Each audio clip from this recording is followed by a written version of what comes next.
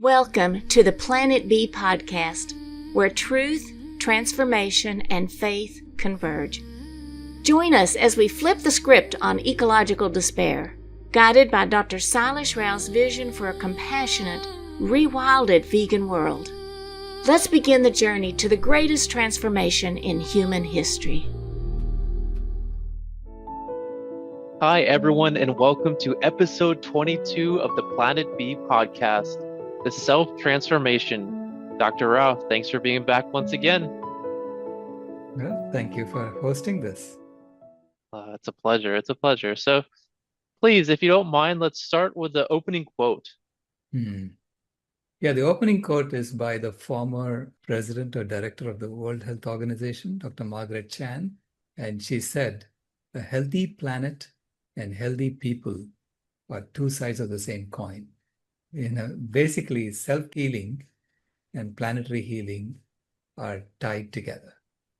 So if you want a healthy planet, if that's our objective, then we need to make sure that all human beings are healthy as well. You can't have, all these chronic diseases rampant if you want a healthy planet. So which means self-transformation and planetary transformation, system transformation are all tied together. What is health?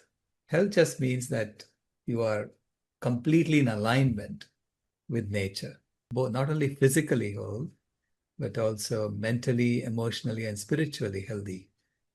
And I consider this to be like the oxygen mask rule. If you want to help other species, you have to first become healthy yourself.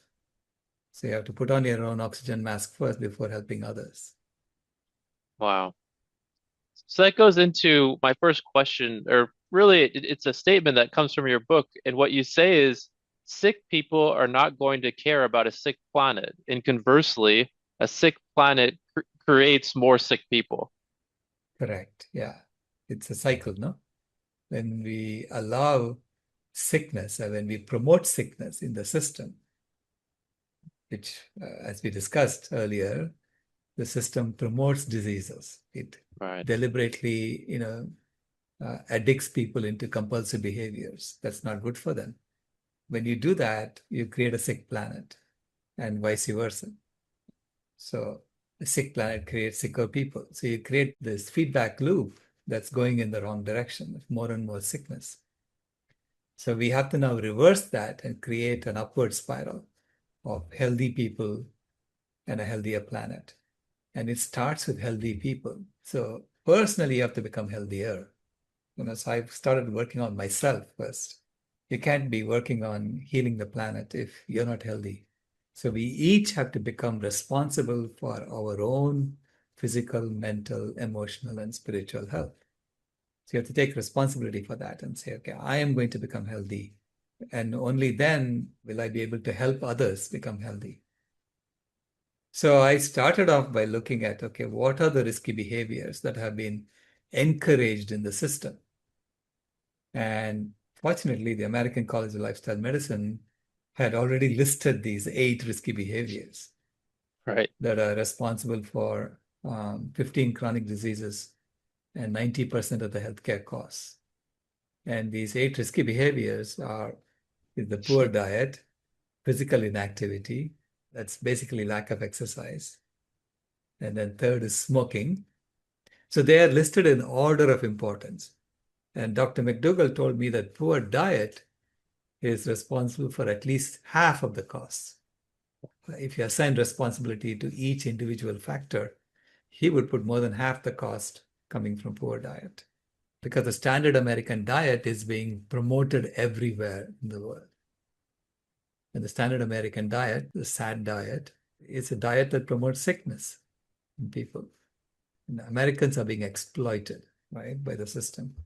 And the system is saying, okay, if we want to grow, everybody needs to be like America. Every country needs to be like America. So the standard American diet is being promoted everywhere. And that's how you grow this economy, the sickness economy. So first is to get to a healthy diet. Then physical inactivity is the second reason for these 15 chronic diseases, lack of exercise. Third is smoking.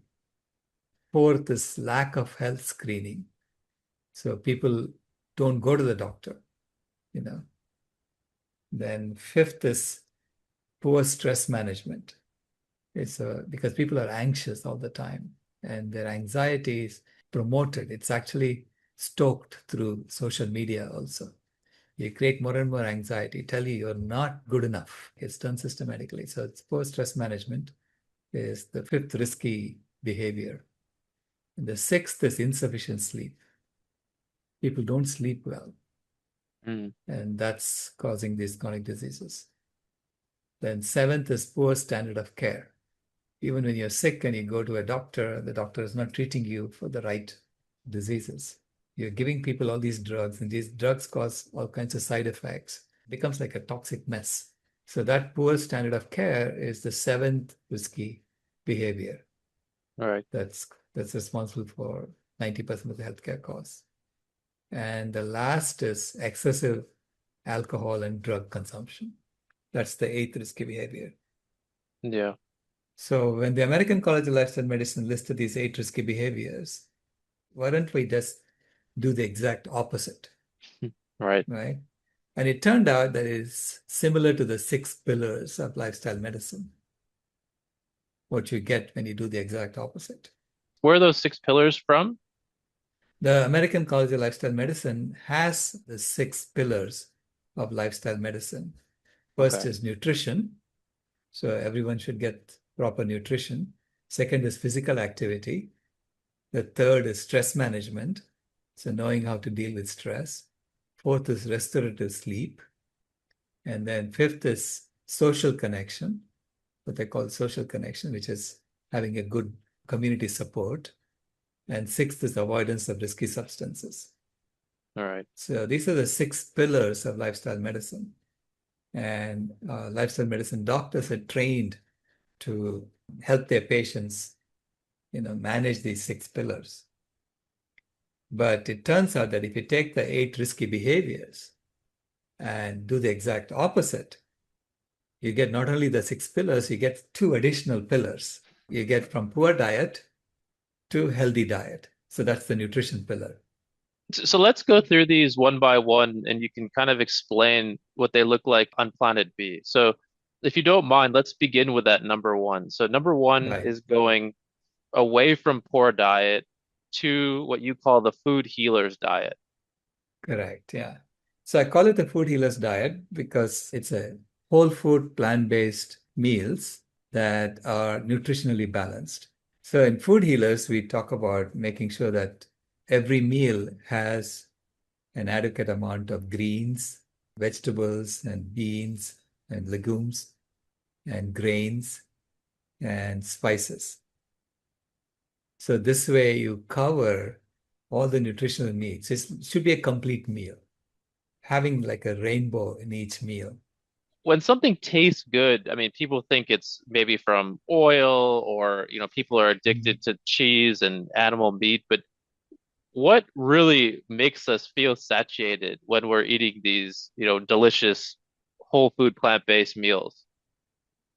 Yeah, see, naturally, and our body seeks out things with salt or things with oil or fat because these are rare, in Mm, nature, right? So seeks it out and says, oh, wow, let me just store that because I may need it, right. right? So think about eating nuts in nature.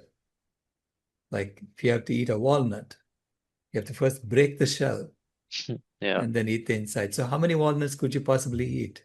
it's a lot of work. It's a lot of work, right? So this Yeah. is why, when we see an abundance of that, our body craves it. And Mm, unfortunately, the corporations are using that natural phenomenon that makes our body seek out those things. The corporations are using that to sell more of their products because that's the system we have created. It's not their fault, okay? We created a system saying that you have to keep growing. right. And to keep growing, they're going to want more and more people to consume their products. Yeah. So which means they'll figure out how to make you buy it, make you consume it. So loading up foods with oil and salt and sugar makes us consume more of it. Yeah. Because even sugar, our body seeks it out because, ripe fruit is rare. When the fruit Yeah. is ripe, you better eat it,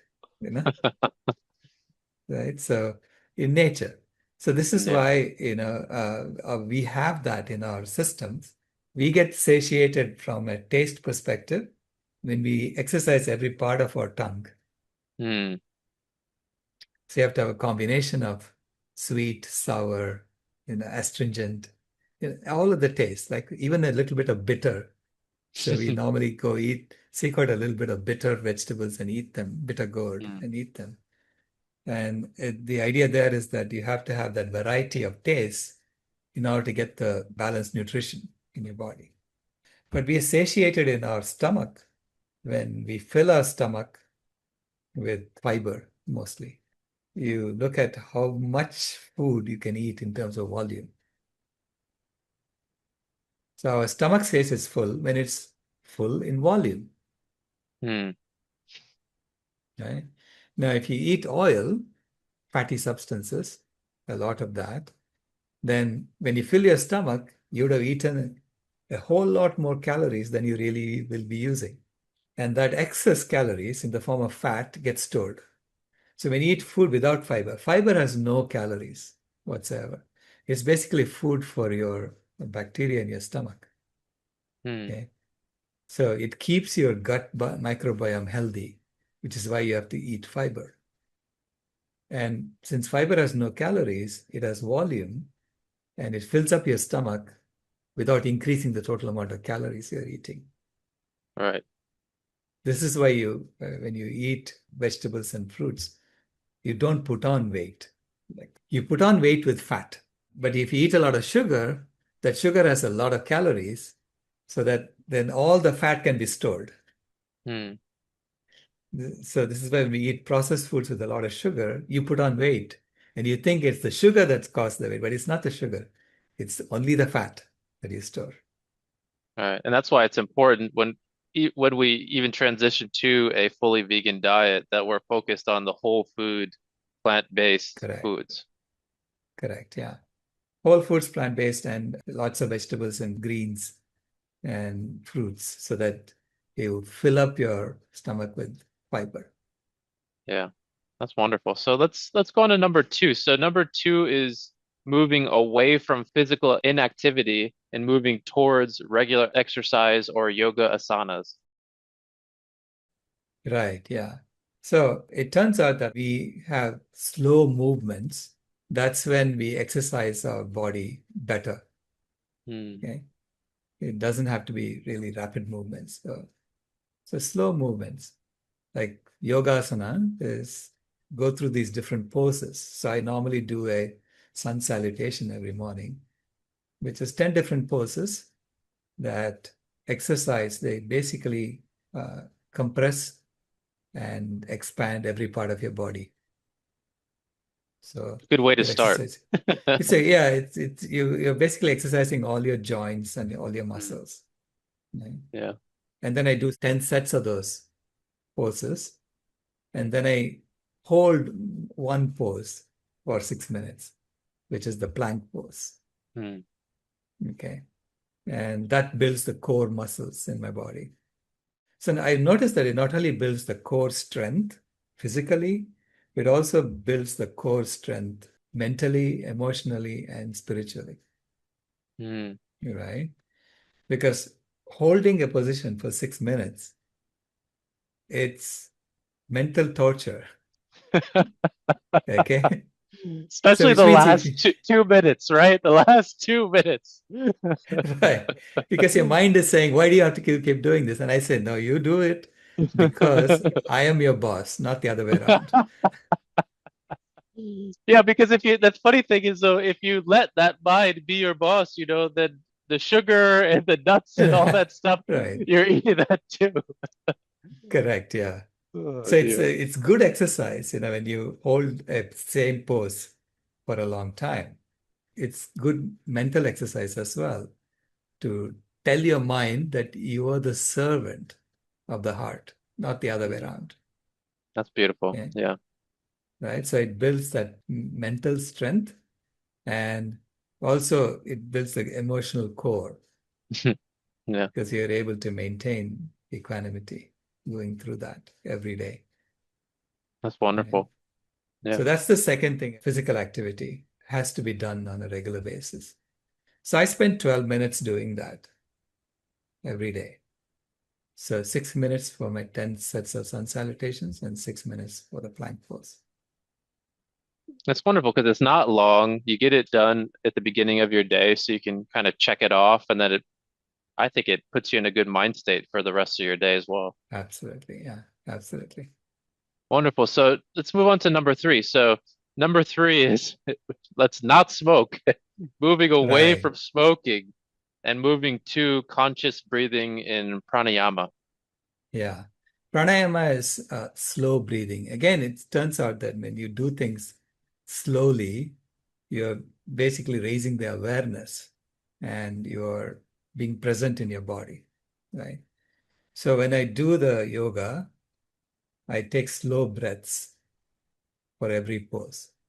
So if it's a stretching pose, I take an inward breath. If it's a compression pose, I take an outward breath.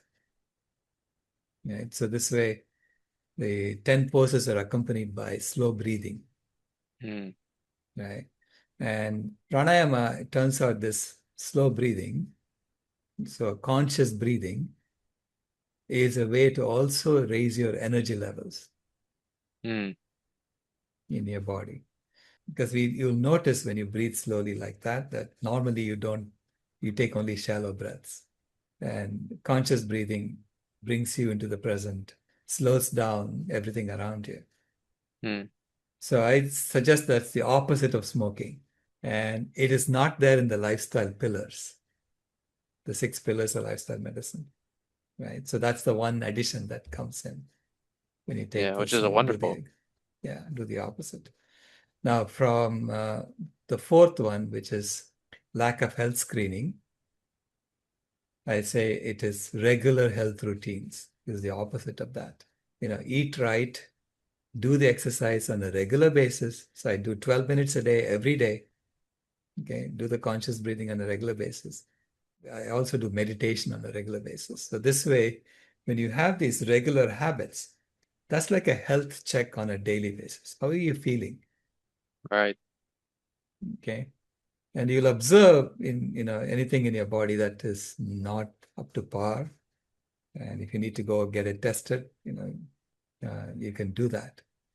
And I also do annual checkups, right? When I come to India, I do my Hmm. annual checkups. So this way, you have regular health routines, It's which is interesting it. too, Dr. Rao, because when you do those regular health routines, just myself, for example, I may wake up a little grumpy or kind of groggy, but then if you just get into the habit of having something that you do in the morning to wake your body up Mhm. to to get your mind more in control and things like that, then it's awesome how it could just trigger a very happy feeling and it brings about such a better day afterward.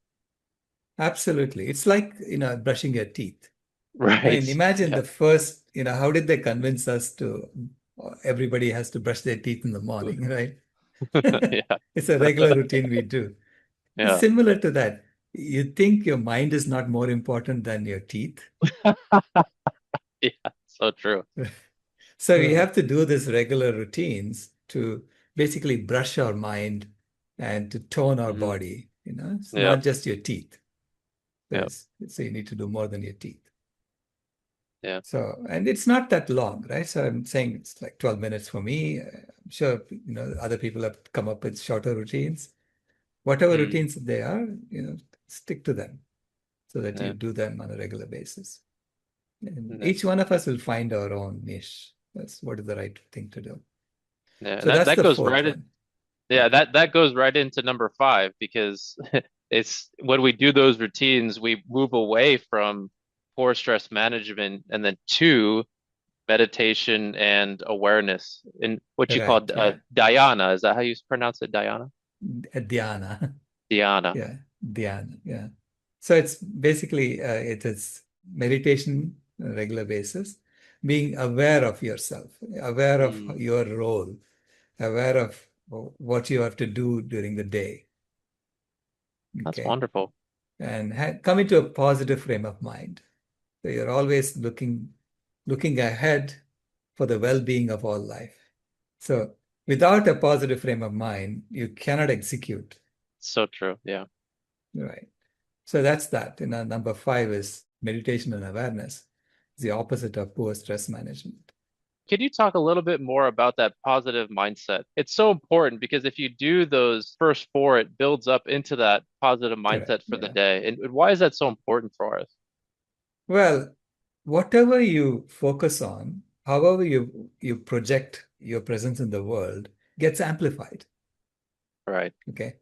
So if you have a negative frame of mind, you're seeing the negative side of things because there is always negative and positive around you. Right. So if you just focus on the negative things that are going on, you amplify that in the universe Right. because people are hearing you say these negative things and they're repeating that. That's the amplification that happens. Okay. So you become a source of negative energy that spreads out through the world. So I'd rather be a source of positive energy that spreads throughout the world. I'm Right. looking at the negative side of what's going on. I'm looking at the positive side of what's going on. And I choose to promote the positive side Mm-hmm. of what's going on, right? I choose to promote the positive perception of things. Okay. Because then you're highlighting the good things that are going on, and then others will also highlight that, and that gets amplified. All right. So this is why it's so important, if you want a healthy planet, to show the positive side of all things that are going on around you. Yeah. But then you amplify the positive side of it. I mean, think about it. Our planet is amazing. Okay. It is. Despite everything we have done, despite all the chemical pollution we put into the environment, all of that stuff, there is still oxygen. There is still photosynthesis working. You still have access to water everywhere, right? And so life can still thrive. So why don't we take that and start cleaning up so that it's Right. easier and easier for life to thrive, so instead of highlighting the negative. So that's why I always try to show the positive side of things. Yeah, and I noticed, Okay. Dr. Rao, when you talk to the even through these podcasts, when we communicate to be positive, to have hope, because that Yeah. positivity, as you said, it manifests out into the world, and then they become more interested in what you're saying as well. Yeah, people want to join a group that's fun, and joyful, who Yeah. are who are actually enjoying life, right? So, Yep. and that's what we need to become, right? A community that's having fun, constantly, helping life. And then the sixth one is inadequate sleep, right? And I say that if you do the first 5, you will sleep soundly. It's so true. Automatically, you improve your sleep cycles when you do that. Of course, there are pathologies that people have to address, but just by doing these first 5 things, you'll sleep soundly. Right. Okay. Then 7th is poor standard of care. And the opposite of that, to me, is a sense of purpose. Right. Right. So if you have a sense of purpose, you have this mental stability because you know what you have to accomplish. Yeah. Right. And so you're motivated. So you have that life energy that's coming out and manifesting through you. And then the last one, excessive alcohol and drug consumption. Mm. And the opposite of that is contact with nature. Right. Yeah, because excessive alcohol consumption comes from a disconnection with nature. Disconnection not only with nature outside, but nature within you. Yep. Right? And so when you're comfortable in your own skin, you really don't need external stimulants Yeah. So true. to feel better. That's what I mean by contact with nature. It's contact with your own nature, with nature around you, and being aware of that. And you will feel it when you go to a forest. You'll literally feel like you won't need alcohol or drugs or anything, but then there is no need for you to get Yeah. high. Dr. Rao, in chapter 22, you mention at the end that an altruistic sense of purpose towards an objective much larger than ourselves is foundational to human well-being on planet B. So what Correct. exactly does that mean? When you're serving others, as a species, if you're serving other species, or as an individual, you're serving others, you're a lot happier than trying to acquire for yourself. So you need to create a system in which serving others is normalized. And that's this kind of system transformation that we're working on in Planet B. So you have to create a system in which it's normal for you to serve others, right? And because that altruistic motivation makes every one of us a lot happier. This I've found through personal experience. I have no doubt about that. But facilitating that, making it easy for people to do that, it has to come from within each one of us. Beautiful. We need to be able to give away our gifts. I think a famous person once said, I don't remember who said it, said, the greatest tragedy is how many humans die with their song still in them. What's wonderful, Dr. Rao, is that on planet B, this systematic change, it puts at the forefold the ability for humans to utilize those gifts given by the divine to create this beautiful planet. Absolutely. We are called now to bring forth our gifts and to restore the planet, stabilize it and maintain it for the benefit of all life. Look how beautiful the planet is behind me, right? That's planet Earth. Wouldn't you rather heal this and clean it up and make this a livable planet than go off to Mars where there is no blue water? Yeah. So think about that, which is what this chapter is all about. So as we wrap up the chapter, is there any final message you'd like to share with our audience? Please remember that self-transformation, getting ourselves healthier, is the foundation of all systems transformation. The two go hand in hand. So it's a system in which each one of us is going to get healthier, because as we get healthier, we make the planet healthier. So I look forward to joining you on this journey. Well, thank you so much, Dr.